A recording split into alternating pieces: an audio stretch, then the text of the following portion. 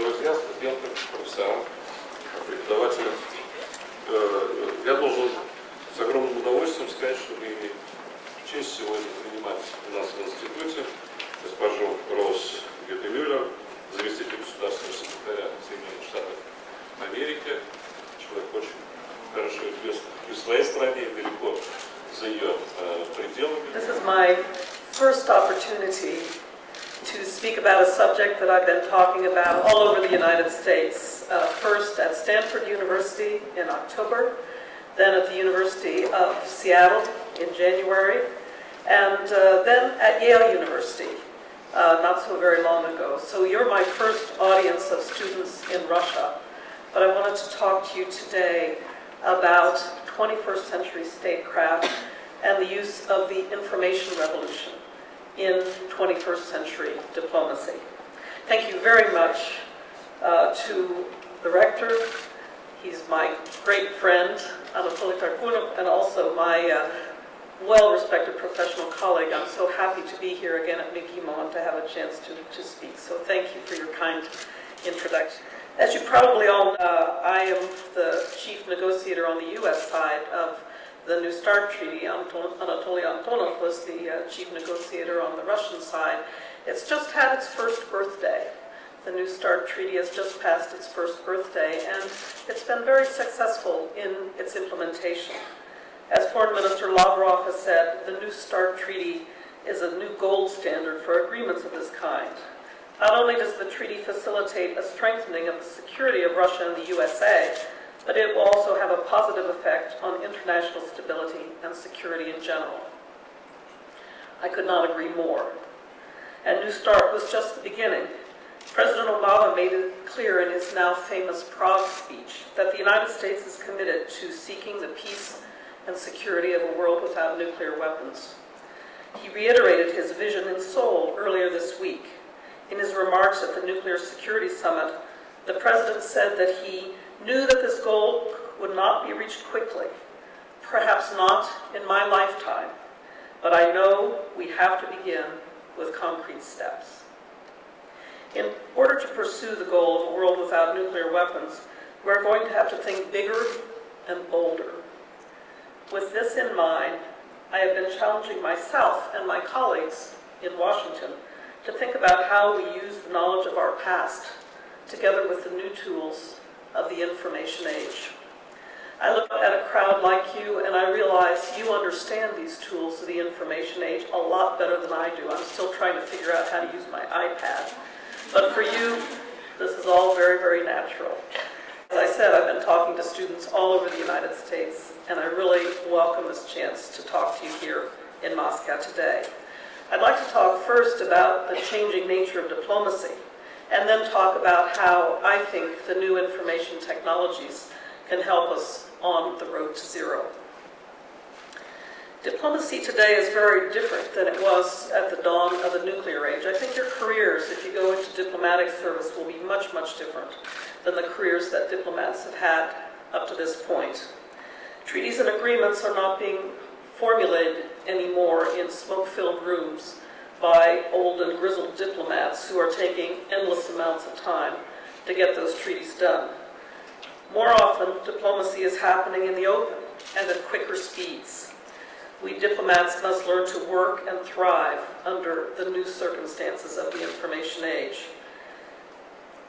Even in my own life, diplomacy has changed incredibly.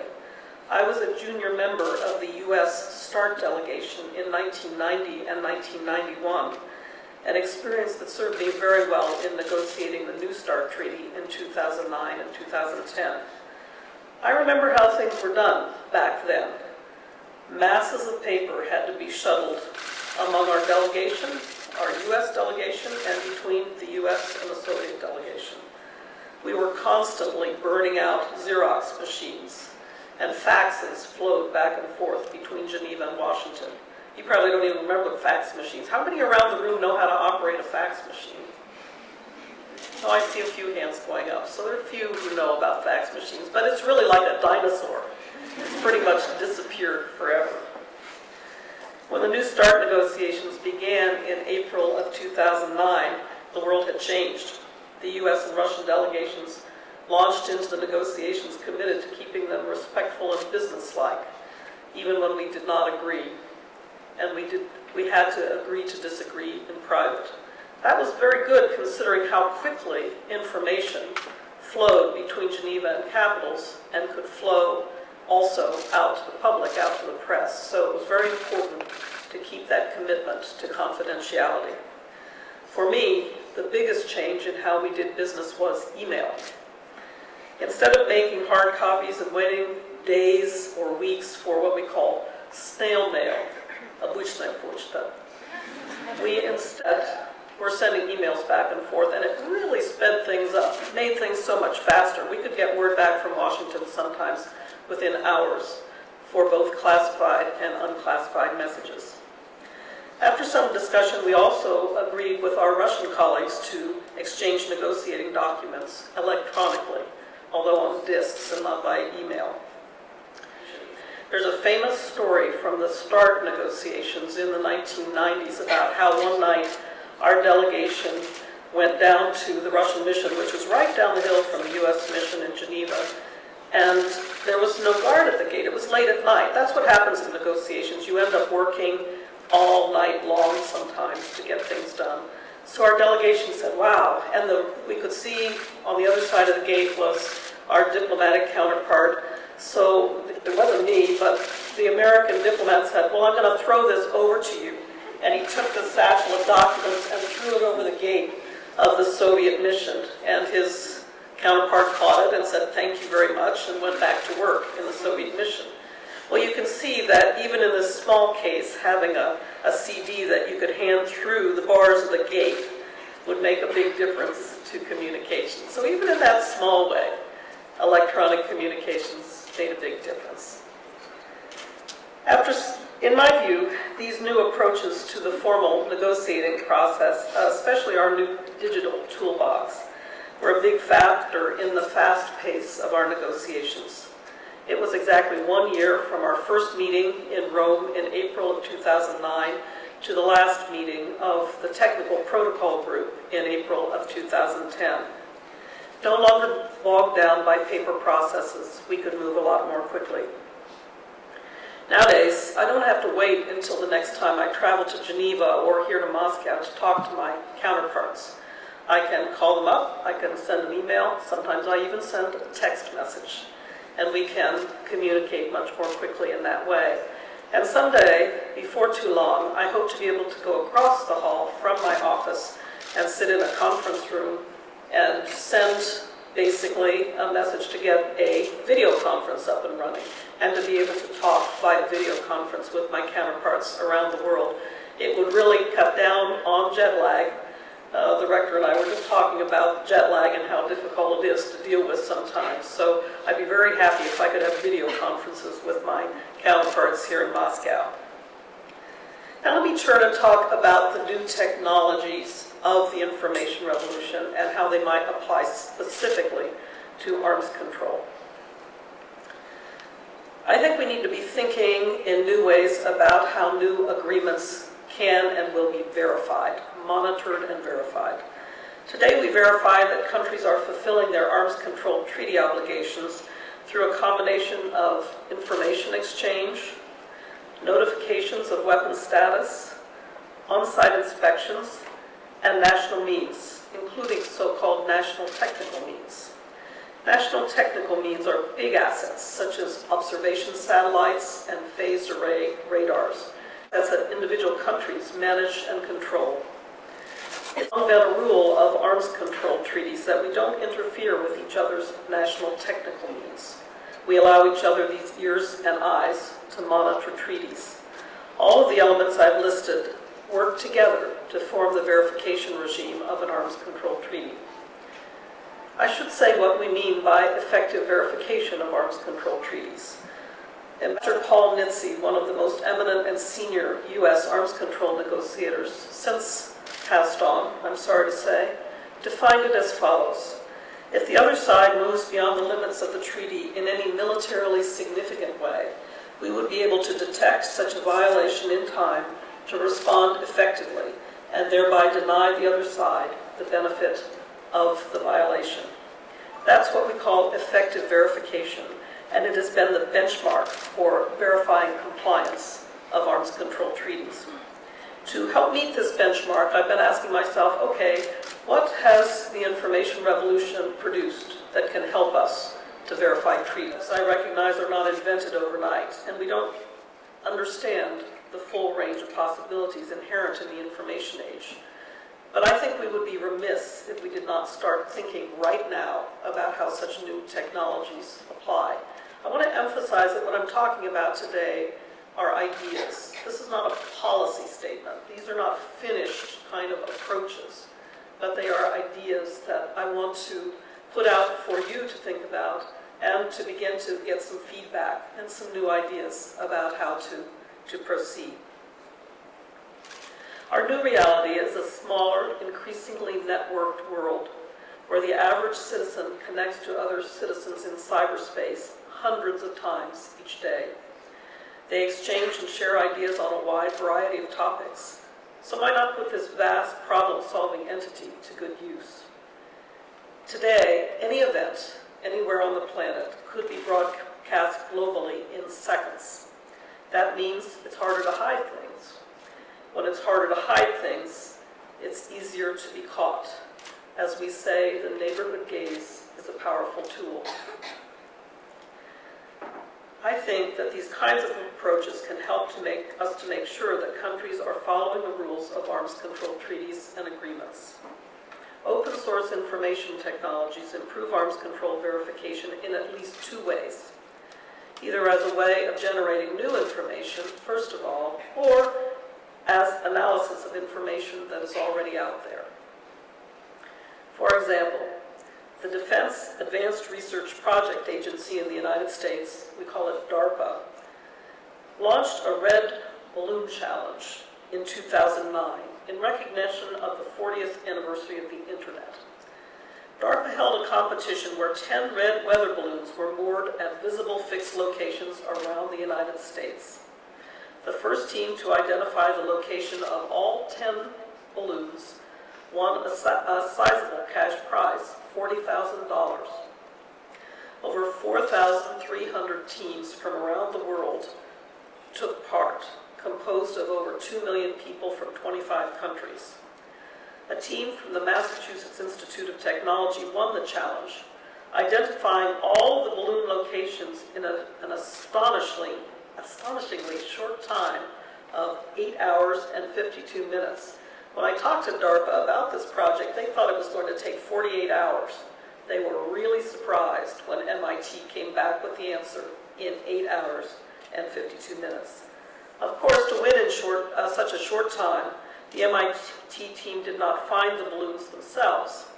They tapped into social networks with a unique incentive structure that incentivized people to identify a balloon location and also incentivized people to recruit others to the team. Their win showed the enormous potential of social networking and also demonstrated how incentives can motivate large populations to work toward a common goal. Now, how could something like this help us in an arms control context? Let's just imagine that a country, to establish its bona fides in a nuclear reduction environment, may wish to open itself to a verification challenge. A national government would take the decision to open itself to a verification challenge.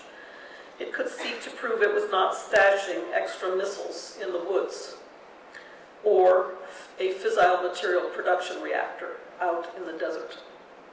Of course, some form of international supervision would likely be required to ensure the legitimacy of the challenge and its procedure. And we would have to consider whether such a challenge could cope with especially covert environments, such as caves or deep underground facilities. A technique like this, I call it a public verification challenge, might be especially valuable as we move to lower numbers of nuclear weapons. Governments would have an interest in proving that they are meeting their reduction obligations and may want to engage their publics in helping them to make the case. It would be necessary to work together to make sure nations cannot spoof or manipulate the verification challenges that they devise. We also have to bear in mind that there may be limitations placed on citizens who may not have the same freedoms to make use of information in every country around the world. These are both big problems, and problems that will have to be confronted to make these kinds of approaches a reality. In addition to developing new information, harvesting and analyzing existing information can be helpful too, and I realize there's probably a lot of this work going on in the Russian Federation as well. Many are analyzing Twitter streams, for example. Leila Shireen Thakur, a University of Southern California doctoral candidate, designed a computer program to aggregate Twitter data and patterns that enabled her to understand events in both the Arab Spring and Libya's revolution as they were unfolding. The ability to identify patterns and trends in social networks could aid in the arms control verification process. In the most basic sense, social media can draw attention to both routine and abnormal events. We may be able to use data mining to understand where strange effluents are flowing, for example, to recognize patterns of industrial activity, or to cue sensors and satellites. Such cueing could help us to make better use of our scarce and expensive national technical means, or in some cases to supplement them in important ways. This is a major issue in an age of budget austerity, when the price tag for big hardware like satellites continues to rise. We need big hardware of this kind, but we need to use it in the most effective way possible.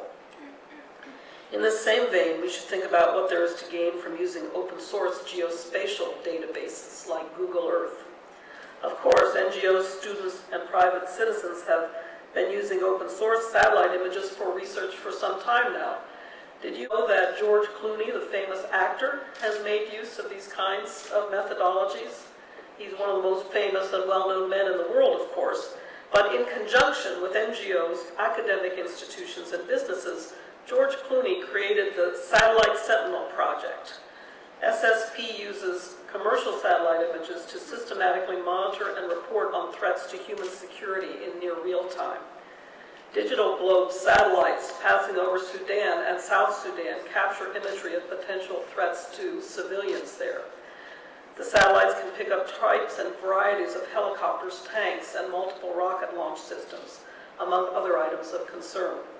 The Harvard University Humanitarian Initiative analyzes imagery and information from sources on the ground to produce reports.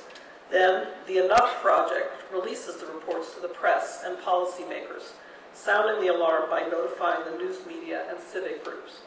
So here's an interesting synergy. Of course, it's a famous actor, George Clooney, who's, I think, enabled and facilitated the public attention to this effort, but it's a stunning synergy among private groups and private citizens conducting their own monitoring project, analyzing the information, and then publicizing the results via traditional news and social media networks. Beyond movie stars, the information age is creating a greater talent pool of individuals to pursue these kinds of approaches. People can reach a broader, diverse market for their products and services. These private citizens can develop web-based applications for e-book readers, cell phones, and any touchpad communication devices.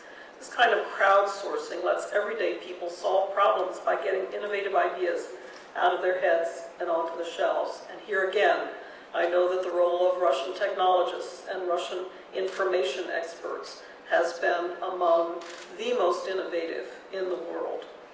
Open source technology could be useful in the hands of arms control inspectors. Smartphone and tablet apps could be created for the express purpose of aiding in the verification and monitoring process for an arms control treaty. For example, by having all of the safeguards and verification sensors in an inspected facility wirelessly connected to the inspector's iPad, he or she could note anomalies and flag specific items for closer inspections, as well as compare readings in real time and interpret them in context. Some of this is already happening in some of our non-proliferation safeguards programs, and I think it's an interesting trend to continue to develop. However, as we think of new ways to use these tools, we need to be aware that there could be trouble ahead. We cannot assume that information will always be so readily available. As nations and private entities continue to debate the line between privacy and security, It is possible to imagine that now we're living in a golden age of open source information that will be harder to take advantage of in the future. In the end, the goal of using open source information technology and social networks should add to our existing arms control verification capabilities. It's not going to replace what we do nowadays, but I think, it could supplement and add to those capabilities. As I said a moment ago, this speech is not about finished policy. It's about some new ideas. So I wanted to post a challenge to you to come up with some bold and interesting new ideas in this arena to help us in the pursuit of further arms control and non-proliferation policy goals. In Seoul, President Obama said that, in your generation, I see the spirit we need in this endeavor, an optimism that beats in the hearts of so many young people around the world. It's a refusal to accept that the world as it is, the imagination to see the world as it ought to be, and the courage to turn that vision into reality. As the U.S. and Russian governments work to enhance and expand our arms control and non-proliferation efforts, we will need your help to find new ways to go about it. So I really welcome the opportunity to speak to you here today. I'm very much looking forward to our discussion and welcome your questions. Thank you very much for your attention.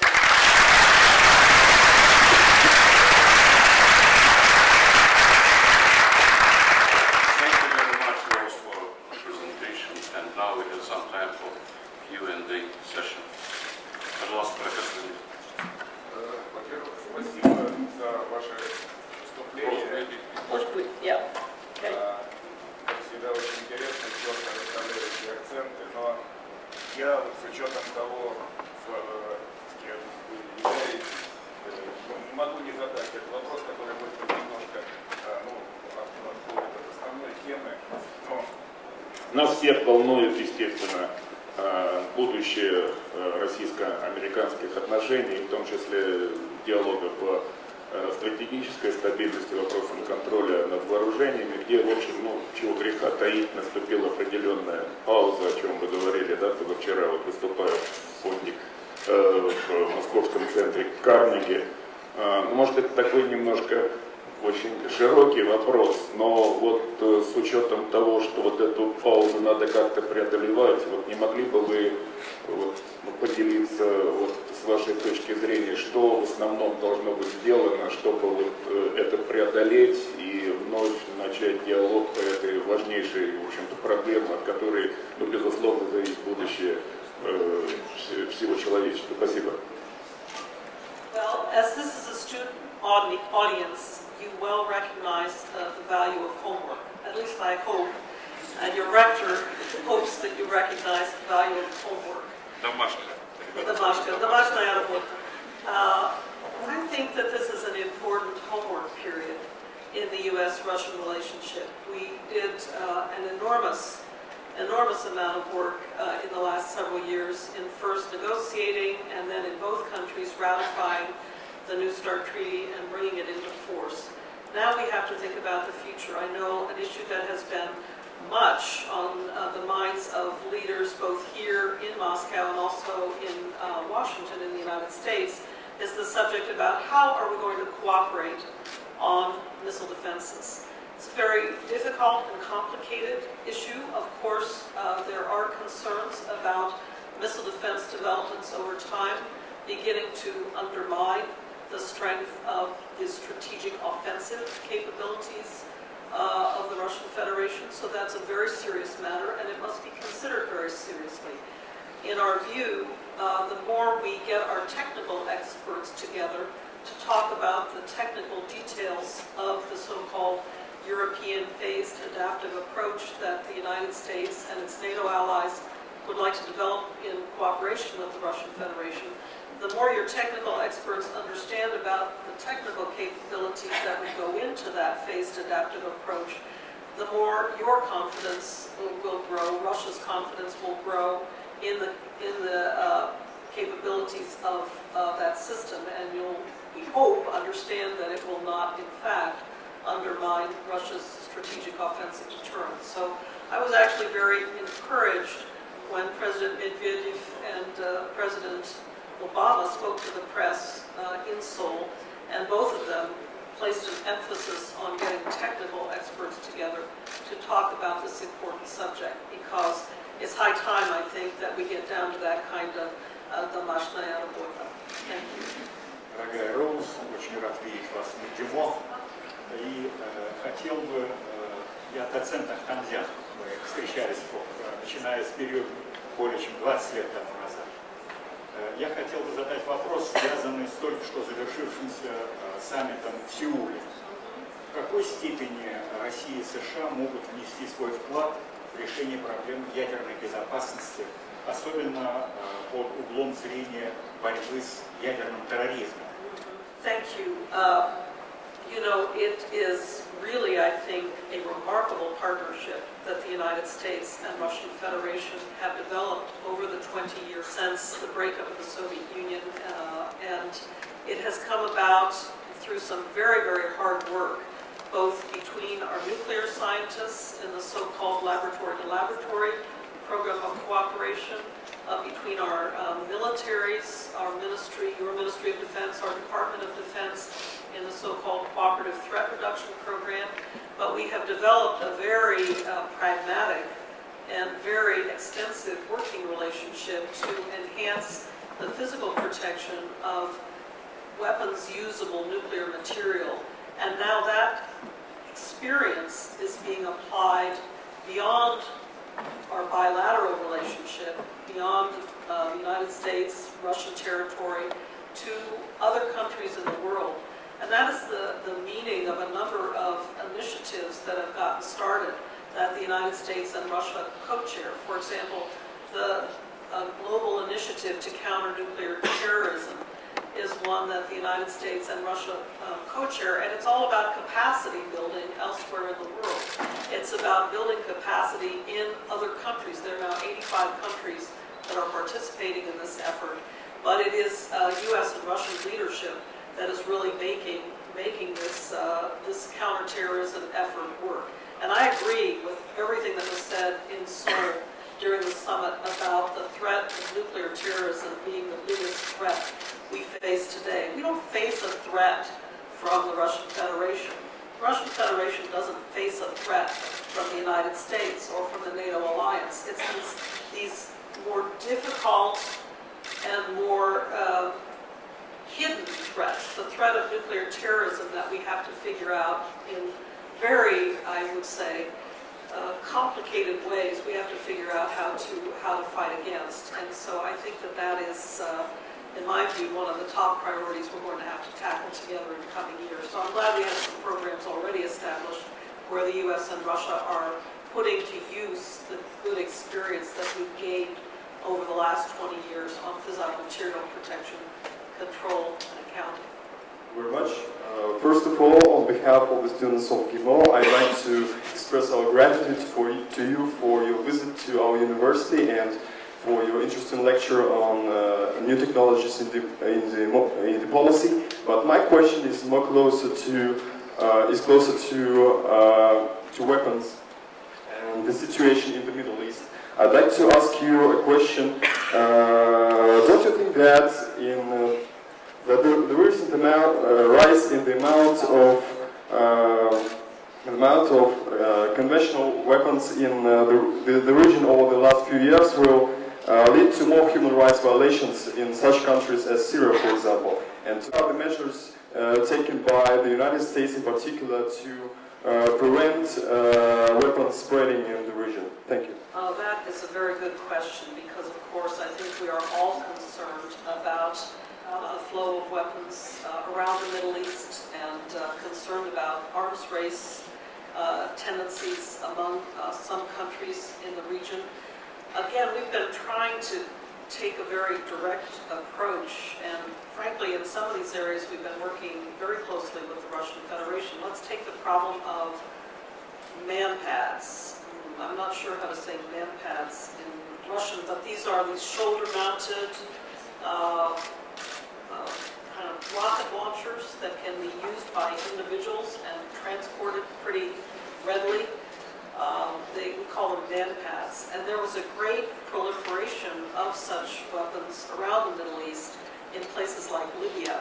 So it's been very important that the U.S. and Russia have been able to work together to try to tackle the problem of manpads proliferation, because you recognize this is a problem not only in local conflicts around these regions, but it could prove to be a problem for civil aviation, for example. You might remember over a decade ago when there were some manpad attacks on civil aircraft departing from airports in Africa. And so it's constantly a threat, constantly a worry. So the degree to which, again, we can cooperate on trying to tackle this problem, I think is very important.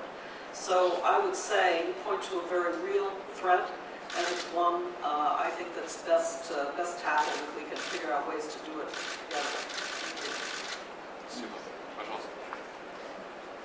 Dear Rose, let me welcome you once more, and thank you for your conference here.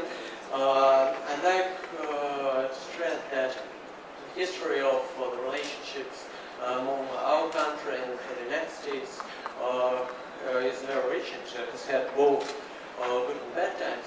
Though today I want to recall the speech of President Obama in 2008 in Chicago when he said that we are not enemies, but friends. And though the passion has made us strain, it must not break the bonds of our countries. And for this reason, do you think that America is able in the future to give our country guarantees that this European missile defense system won't be against our country? And why don't your country want to cooperate with us, creating this system in Europe? Thank you. Actually, this is one area where we have been very consistent in expressing our interest in cooperation. And furthermore, at the highest level, that is our president, has said that this system is not a threat to the Russian Federation. It is not a threat to the capabilities of the strategic offensive nuclear forces of the Russian Federation. So there's been some confusion at times. People say, oh, you're not willing to put that in writing. Well, the president himself has said that we're willing to put that in writing. So I think it's important as we engage in this debate to try to be as accurate as possible about exactly what the threats are and what the possibilities for cooperation are, and what the mechanisms for policy interaction are as well. And I consider it a very serious matter that my president has confirmed to your president, and will be willing to continue to do so, that this system is no threat to the Russian Federation or any of your military capabilities. First of all, thank you very much for your conference once again. And I would like to ask a very simple question. In your judgment, who ought to play the leading role in resolving the nuclear impasse that's going on in the North Korean region, or North Korea specifically? Should it be the United States by means of new sanctions, or should it be China, which has historically very close ties with the North Korean regime? So could you give us some brief review of the North Korean conflict and your relations with your Chinese counterparts? Thank you. Yes, well, in the case of North Korea, it's not only the United States and China who have had an interest in this matter. In the past, the so-called six-party talks have involved also Russia, South Korea, the Republic of Korea, and also Japan. So there are a number of countries who have been involved in trying to resolve this issue with North Korea. We thought that we were headed in a good direction.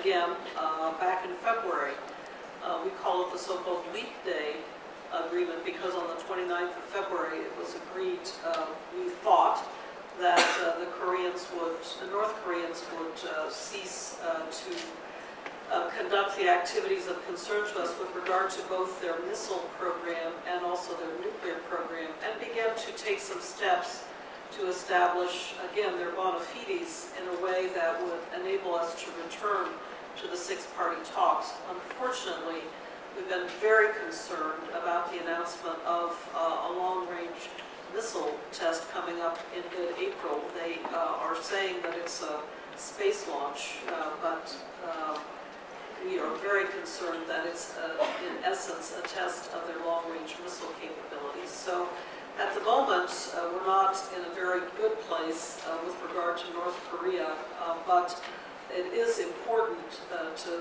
underscore that this is not a matter for just China or just the United States, but there's this entire, I would say, responsible group of countries who have been trying to work this problem, and Russia is very much one of them. So I, for one, hope that we can get back to the six-party talks, but first, North Korea is going to have to take some steps in our direction, and at the moment, I'm sorry to say, they seem to be heading in the wrong direction.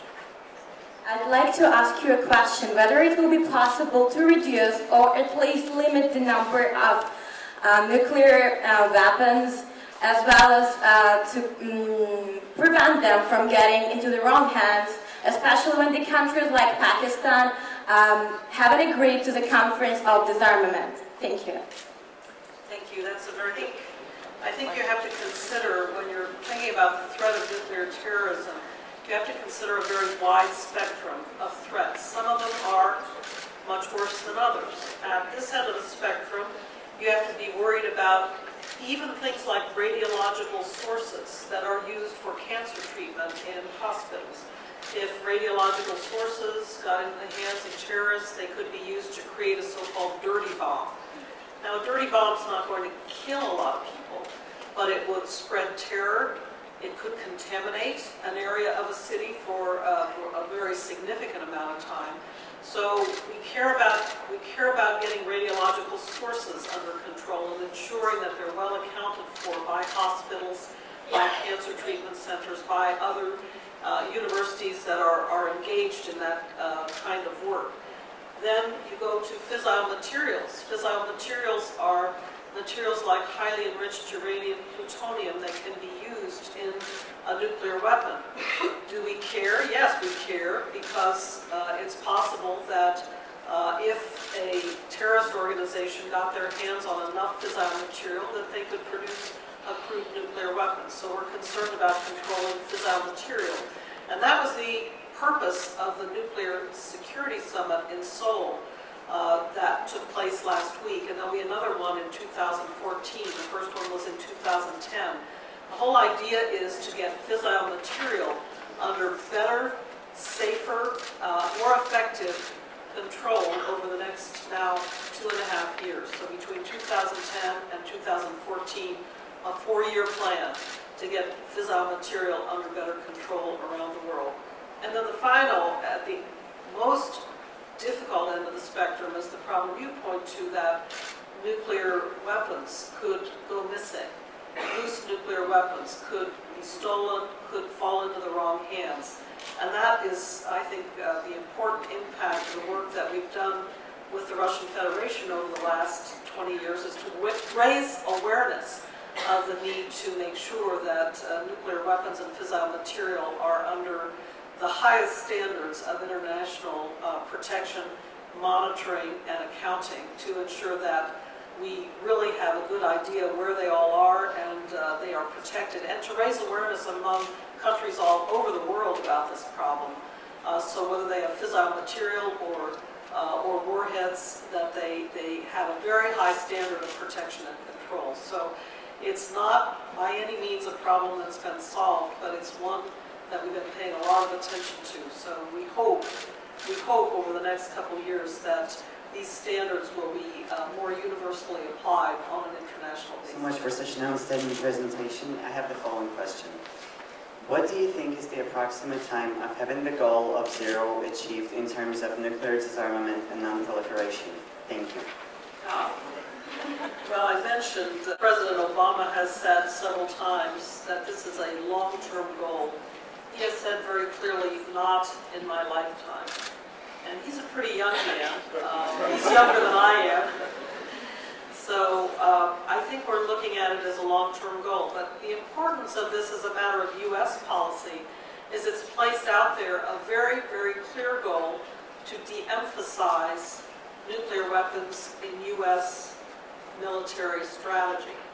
And this has had a strong doctrinal effect in the United States, where we're pursuing, looking at what this means doctrinally. What does this mean for U.S. military strategy over time? But it's really set a particular goal that has been, I think, a strong and important goal for U.S.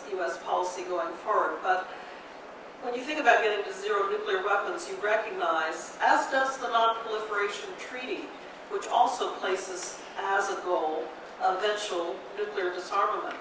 But the Non-Proliferation Treaty very clearly expresses what the President also has said, that we have to first solve a number of very serious and difficult regional security problems. Whether you look at the Middle East today, you look at the Far East with North Korea, all around the world, there are many, many very complicated and difficult regional security issues that will have to be tackled before we can get to that goal of a world without nuclear weapons. And the President recognizes that, as does, I think, the international community overall. But, Senator Sam Nunn has said it very well, where he said you have to place that goal, even if you can't see the top of the mountain because it's shrouded in fog, you still have to get the goal out there so that you keep climbing toward it, no matter what. And I think that's a very, very important image to bear in mind. Get the goal out there, and you can start climbing toward it. Thank you. First of all, thank you for your lecture.